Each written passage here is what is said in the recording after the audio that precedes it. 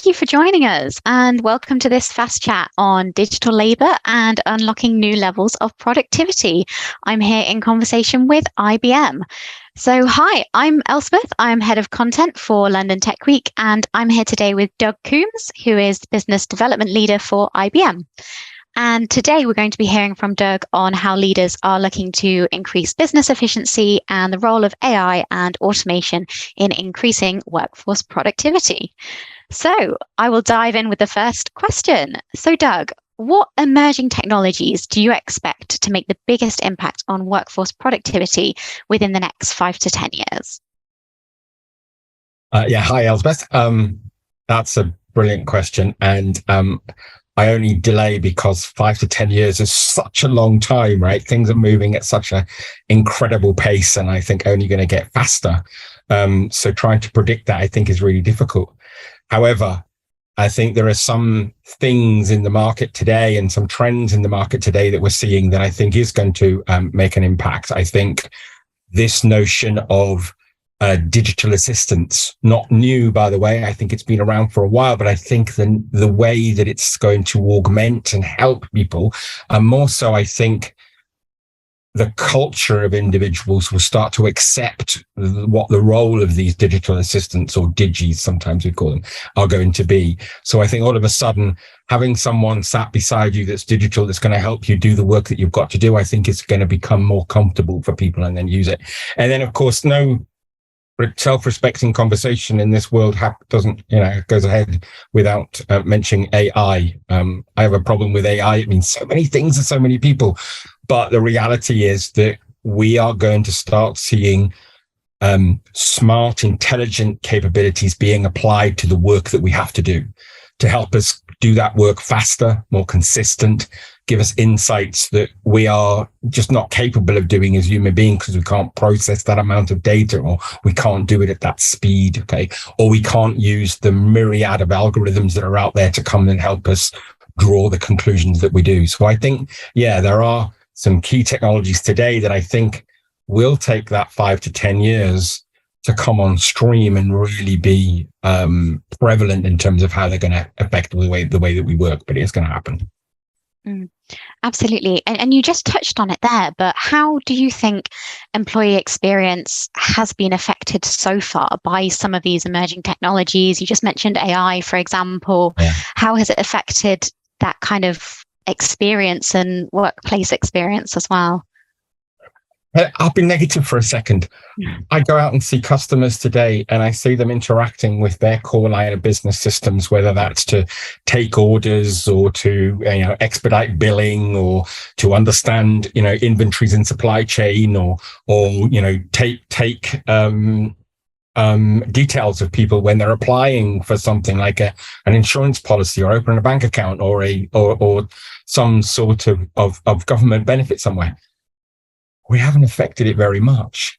These systems are still quite antiquated in what they do. The way that we engage with them, I think, is still very difficult and cumbersome sometimes. But I think increasingly that started to change. How we put aids that help us do those things, how we extrapolate the data that's rich inside of those systems so we can then use that. I think we're starting to see impacts in the way that's happened. I think today it's still very much a veneer thing when you think about enterprise business. And I think there's so much mileage to go. Hey, look, you can always pick on one or two organizations that are leaders. They're ahead of the pack. They're using these technologies to really help make a change, both for their employees and how they work, but also how their customers engage with them. It's definitely having an impact when they're using that technology, but it's certainly not across the board. Okay? And it's certainly not connected end to end. And I think that's where some of these techs are going to really have the biggest impact when we start doing those things. Okay? Thinking it enterprise wide and connecting the value chain together, I think it'll be a really important thing. Thank you. That's really interesting. And you've kind of touched on the next part of this question as well, which is basically around how can, more specifically, AI-powered automation pinpoint some of those inefficiencies in labor productivity. And I think it's also that relationship between humans and technology and how we kind of close that gap to use it to the best advantage, really. Yeah, I think there's a couple of things here, I think, that will certainly make a difference. One will be where we're taking AI technologies, the point algorithms or the point learning experiences or the way that we interact with things, and we're embedding them inside of the systems and the applications and the toolkits that we're using to build those applications today. So you could argue, is AI really the thing and really important? It's sort of expected. It's going to get built in. So, for example, a new piece of work comes in for me to look at as a knowledge worker or something. Maybe I'm dealing with a complaint or a customer inquiry. Well, guess what? Before it hits my desk, already those systems will have profiled what that piece of work is. They will have understood what needs to happen to that piece of work. They may have explored other pieces of work and compared it to it. So they go, okay, actually, I think maybe I should prioritize this like this, or I should give it to this person over here. Or for example, I'm already going to pull some other data and enrich what I have. So when it lands on my desk as the person that's then going to make the decision or do some other work that I can't apply technology to, by the way, there'll be still lots of that stuff going on, I'm sure. Guess what? It's already happened. But also, I think that we'll start to see, and we're already seeing in some regards, the way businesses use AI and automation, we'll be able to sort of look inside of the processes that we are running and start to spot opportunities. And then we already have technologies that do that go in and do discovery and mining and modeling of how our businesses work. And I think AI is just going to augment that by putting smart, clever assessment, if you like, or insight, and then going, I recommend if you put a decision at this part of the process, you'll be able to save X amount of money. Let me run that for you in simulation and see what you think. And then guess what? I'm almost auto-generated in the business case that then will say, okay, I'm going to put this in place and do what I'm going to do. I think, again, there are some exemplars, I think, out there of people already starting to do this, but it's not pervasive and it's not everybody that's doing that. And I think that, again, will be the sea change. And it sounds a bit strange to talk about tech today when we've got, back to your first question, 5 to 10 years. Mm-hmm. I think it just takes that long to feed through the system, to be honest. So, absolutely. And you've kind of, mentioned it just there, is you have employees working alongside technology, and some people are really embracing this, whereas others are more, I suppose, superstitious of what does it mean for you as an individual, as an employee. So how important do you think that trust building part is between public and employees and technologies such as AI? As a technologist, as someone who works in software, we love to talk about the tech. But actually, we probably both know, and people who are watching and listening, really, the real problem is the culture and the acceptance of, the way that we change what we're doing and how the change affects us. It's always the biggest barrier to entry. So I think there's some really good tips and tricks that you can learn to be able to help people understand how these things like digital assistants or digis, how AI, which is a secret squirrely world, and people don't trust it, right? How they can become more confident with what that is. I think, for example, and maybe this is really obvious, start small. Take a thin slice of workload and define what that slice is, okay? And, develop points of view, early adopter and proof of concepts to show people what it's doing and how it's doing it, so they become more comfortable and confident, right? Also, I would recommend working bottom up. So from the end, I don't mean this in the right way, from the end user upwards. All too often, we have this magical notion of transformation and it's big top-down programs. I think in this instance, we've got to think end user up. What's the experience that they're going to have and how they're going to engage, and then what it means to them as they're doing their work, I think. And be clear about the path. So what are you going to do with this technology? Where you're going to apply it? I think we're beginning to understand more about that.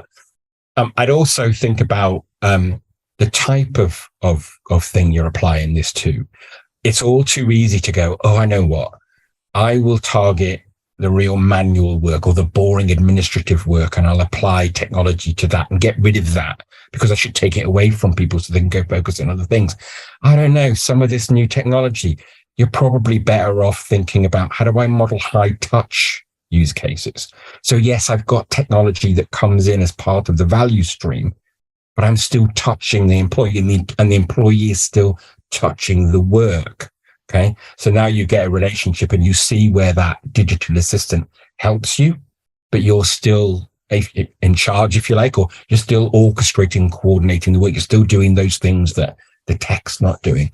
And then also how you measure this stuff, I think, is really important. Think about that digital assistant like you would measure a human being, and then augment those two things together to be able to show the role. Don't compare the two together. That's just going to, cause discomfort and lack of confidence and resentment in terms of what you're doing. And the last point I will make is that it's interesting. I get asked often, okay, robots are coming to take our jobs, or AI, and it's in the news today, right? Yeah, absolutely. The first time that was ever published, well, I'll set aside things that happened a long, many centuries ago. But in 1928, the Times ran an article that said the robots are stealing our jobs. This was 1928. This is not new, right? There's nothing new in this stuff, okay? And technology evolves and we learn to adapt and play with it. But I think some of those tips, I think, or steers, I think, are really important to help people overcome their fear of what this technology can do. Absolutely. Some brilliant advice there. And I think it really is. It's about understanding each individual and how technology impacts your experience and your workplace productivity, and then really aligning that to specific workers or practices and processes, and finding that best fit between how can technology really be the best and have the best advantage for individuals and their businesses. So on that note, as a final question, and for all those business leaders out there listening in today, how do you think AI can help business leaders to actually do more with less during this economic downturn? First, and most importantly, understand where you're going to apply it. Okay. It's really tempting to take a shiny piece of technology and throw it at your business and think that'll be okay, it'll be cool. If you don't understand where that business is broken and why you want to apply that piece of technology, guess what? The results will be variable. Let's be, kind. In most cases, I think there'll be a lot less than you expect. So I think, one, understand your business. Yeah, do that discovery, apply that technology if you need, or just simple, look inside of your business and understand where you'll get most of it. I think then all of a sudden, once you do that, it'll be more obvious where you apply that stuff. And by the way, and I know this goes against the grain of what the interview is about, it doesn't have to be AI, right? A lot of AI is masquerading as analytics and is searching for patterns to be able to then give you insights to go do something else. And I get that there are some clever technologies in that help you. But you can do an awful lot even before you get to tech, but when you get into tech, before you apply some AI technologies. AI, of course, I think will take you an extra mile. It'll certainly give you a different profile of insight. It'll certainly allow you to assess more. But of course, it all comes back to what are you pointing it at? And have you got the right data? And can you trust that data? And there's a whole another set of conversations we can have around that part of the conversation as well. So, I don't pretend to have the magic sauce or anything, but I think, intelligent automation or AI infused automation, I think, is certainly a massive weapon in any business's any arsenal of things that they can do to help be able to extract value. And whilst we can change our organization structures, whilst we can change the way people interact with one another, sometimes you need tech to make those changes stick. It's very easy for human beings to get back into their habits if you don't have the tech to help you make it stick. So I think it's useful to think of it in that way as well. Brilliant. Thank you so much, Doug. Thank you, everybody, for listening in and joining us today. It's been fantastic to chat. Thank you very much.